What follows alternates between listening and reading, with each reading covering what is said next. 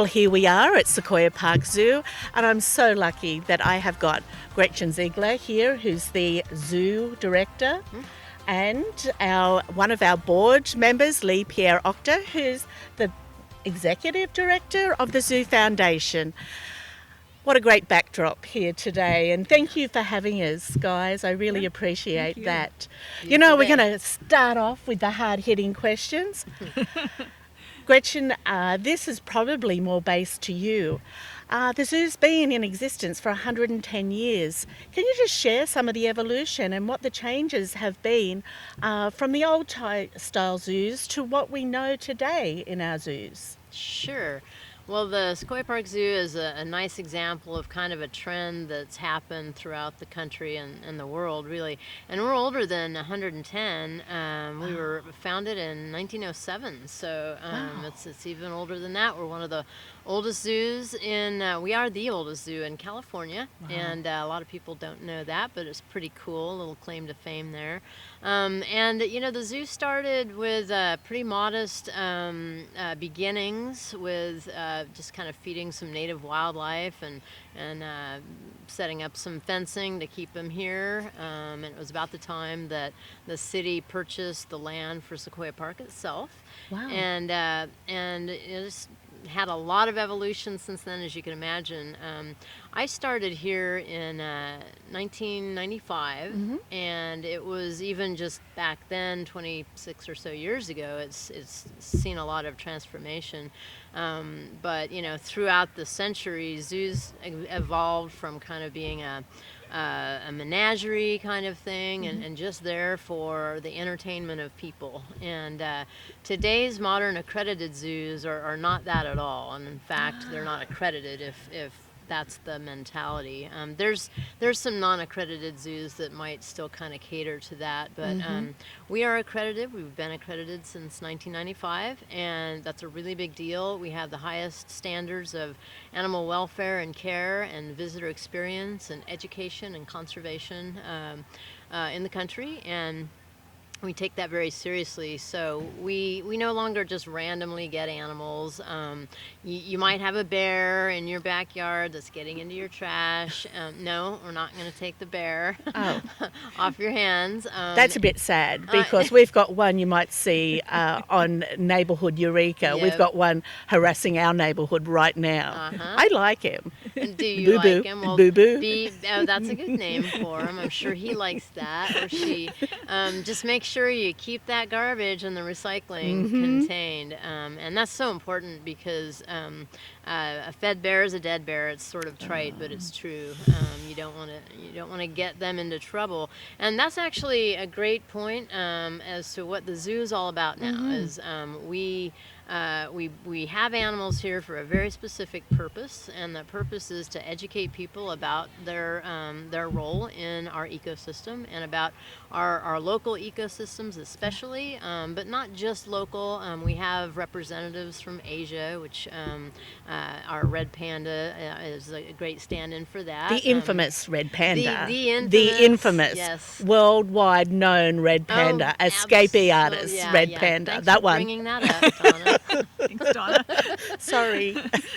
Yeah, that was a moment in time, I'll tell you. 3 days, three very long days, but we got her back successfully. Some zoos don't, so we feel very fortunate that we succeeded there. And animals aren't supposed to escape from the zoo, and zoos need to keep that, top of mind. Safety and animal welfare and visitor welfare is very important. And next year we're going to be really excited to welcome a brand new cohort of black bears, and in a brand new beautiful exhibit. As a matter of fact, we're kind of sitting right on the edge of the future bear exhibit habitat, and they're going to have this big forested area. So that's a great way of seeing how zoos have evolved. We still have the old bear grotto that was built in 1982, and it's just no longer appropriate to house large carnivores like that. The standards have risen, and we need to not have bears in there anymore. It's fine for smaller animals, but not large carnivores like bears. So yeah, the zoo's seen a lot of changes, and again, that we're focused on bringing animals in that will tell stories that we feel are important for people to know, and to get people engaged in preserving our beautiful wildlife throughout the world. I love that. Just a couple of weeks ago, Philip and I had our family up from the Bay Area, and Philip's daughter used to volunteer here at the petting zoo, and she was blown away. She is a true animal lover. That she would hate to think that any animal was treated in anything but the best way, especially in her hometown. Yeah.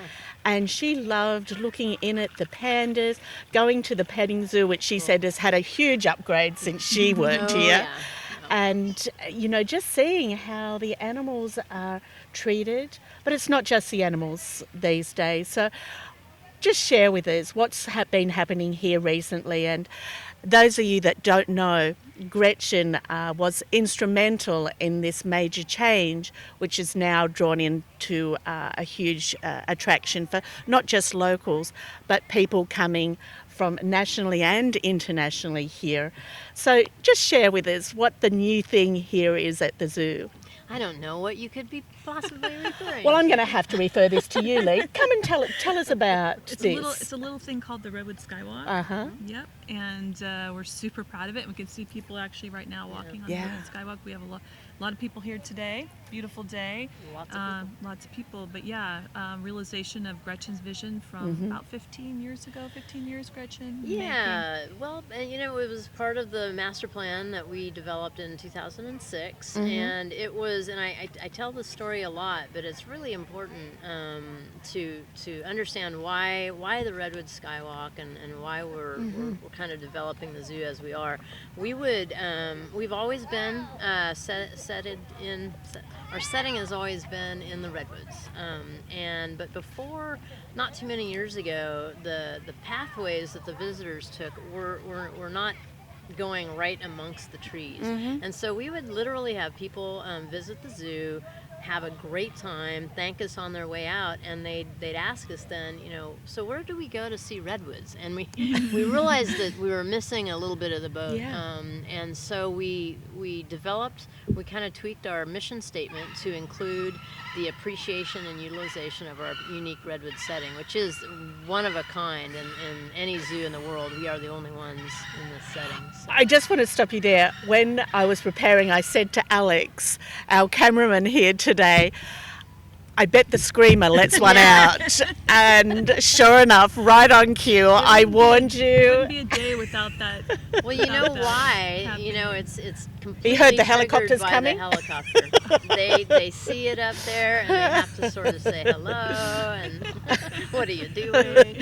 Now it's sort of riled all the other birds up. I love it. You know, that's what it's like living here in Humboldt County and filming outdoors in this amazing space. And we love the Coast Guard. I'm sure that's them up there. Oh, so, it's practice day, I think, with the Coast Guards. Good. One of the things that I love, and I only learnt this recently myself, and I think it was when Oprah Winfrey was up here and her team were filming Did you see how she just dropped Oprah Winfrey? Right, I just dropped. Did you see that? Drop it like it's hot. What was it? Wrinkle in Time? Wrinkle in Time, yeah. And I know that, that was a huge production that was done here in the zoo. And they're coming real close now. Of course. I love that. They're going to photobomb. And this is, and I'll just speak into the mic a little more. And we've got the screamers. We got what's the name of that bird? Crested screamer. It is a screamer. Yeah. Well named. This is. Hang on a minute. Yeah. This is the only city that has old growth redwoods within the city limits. So that is remarkable. It's something that when I first come up here, and I'll tell a story about my friends from Australia when they come to visit, of course, they want to see the tallest trees in the world. And, we haven't had any visitors here for about 2 years from Australia, but the first place we would go was straight up to Prairie Creek. I love that area. But then we started coming through the trails here. I've got some friends that run and walk, and we just loved walking through here and then stopping and having a picnic in Sequoia Park. and coming to the little zoo. So just share with us what the canopy walk is today. Maybe you could answer that one for me. What it is today. I think that the intent for us was to provide a different experience for people to understand, the beauty and majesty of having these redwoods and getting up close and personal with the redwood, really. And certainly we wanted to make it as accessible as possible to as many people as possible. So the idea that a lot of it's ADA accessible is really important to us. And certainly we're hearing really great feedback about that as a part of this experience for people. And then the idea of getting up to a certain height, so people have this perspective of being up near the canopy. How you're tall? not in the canopy, but How far up do you go? our highest point is 100 feet. Wow. Yeah. Highest point is 100 Wow. feet. Yeah. So just the nature of how this was engineered, combined with the idea of us providing perspective for people that they're never going to get, makes it a really magical thing. And Gretchen and I have the pleasure of being able to be here and get up there whenever we want to, which is lovely. So, we've been, personally, I've been up there in the morning, in the later evening. When it was raining, we just had Assemblymember Wood here for a tour last week. Yep. And it was raining that morning, and he thought it was incredible. So just, you get a different experience every time you're on it, which I think also makes us very unique in that way. I think I've seen yoga, I've seen painting up here. Yep. Is that something that you're going to continue doing here at the zoo? Yeah. I think so. Not this summer. We're just doing our best to kind of shift our operations to meet the visitation that we're seeing now. From the way that I saw when I came through, wouldn't that be called crowd control? Yes. I have never. another way, I live yeah. just around the corner here, so I go past here very often. This was the first time that I had to park like 2 streets away, and in the middle of the day in Eureka, and It's busy. so tell me how that has changed the zoo now with the numbers and obviously an increase in volume of revenue. Yeah. What's that doing, not just to the zoo, but our local economy? Was that intentional? Absolutely. Yeah, absolutely intentional. And in fact, one of our significant donors to the project were the lodging alliances, both Humboldt, Eureka, and Arcata. And of course, their investment in this was certainly to give a boost to our local economy. And I think we can definitely say that we're doing that. There's no doubt about it. We have people coming up saying, "Oh, we didn't get here in time, but we're going to stay the night in Eureka. Where would you recommend? And where's a good place to eat? And we'll be back at 10 tomorrow when you open. We've got to go on the skywalk." So, and we hear that a lot. We're fielding probably 10 phone calls a day asking about the Redwood Walk and about accommodation and where to go out to eat. Yeah. So Awesome. we Love at the it. Chamber have just seen an uptick, which is great for our members because we're giving direct referrals back.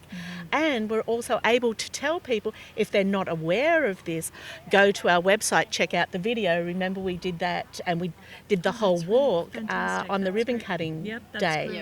Thank So we're able to share that through our social media page. But just what are the numbers now compared to what they used to be?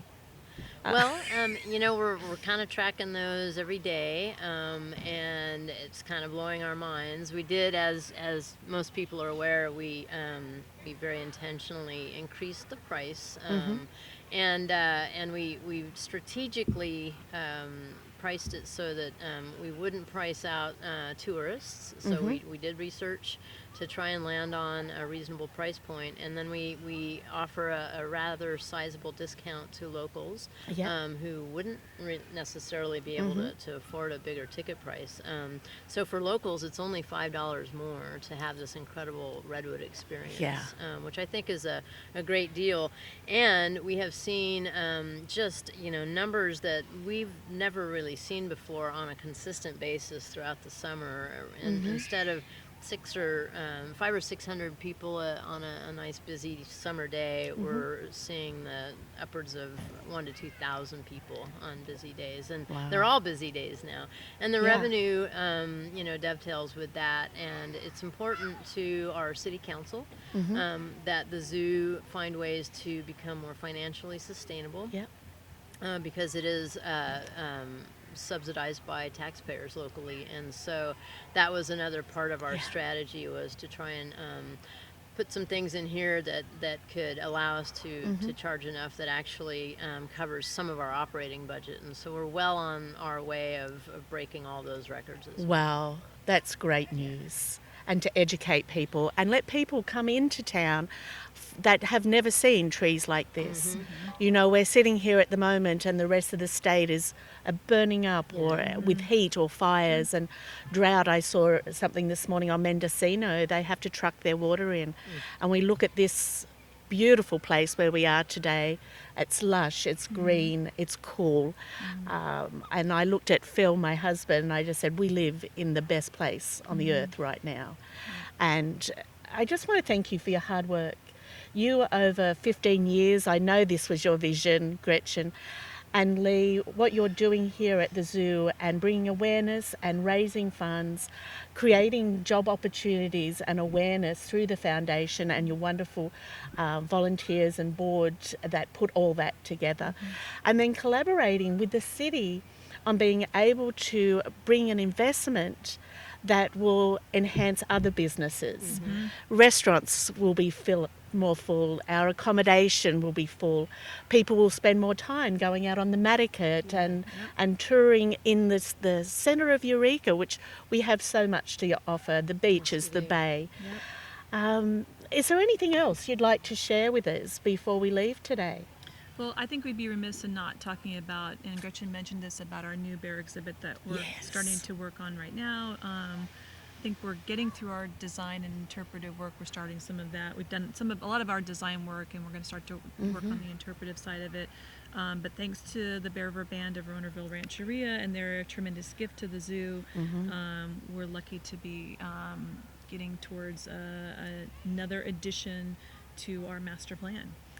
Yeah. And a big shout out to Bear River. We were the recipient of their golf event on Friday. They're wonderful business partners and they're very connected with what's happening, whether it's the zoo or supporting businesses and the programs that we're doing at the Chamber. So I'd personally like to give a big shout out to both the casino and for the band of the Ronerville Rancheria. They're just wonderful partners, and they are, and they're just delightful to work with. And there's a whole bunch of ways that this partnership will evolve. So we're excited to work with them. Yeah. Well, we've seen people coming behind us. We've seen kids, families, people stopping to say hello. Everybody's got smiles on. They're enjoying this wonderful place. I can't thank you enough from our community for putting this all together, for your hard work and for your vision, and you're just two great people. I love seeing you every time, and I'm lucky enough to have Leigh as my boss, so I just thank you. She's a good boss, I'm sure. She is a good boss. So until next time, this is HumCo Biz.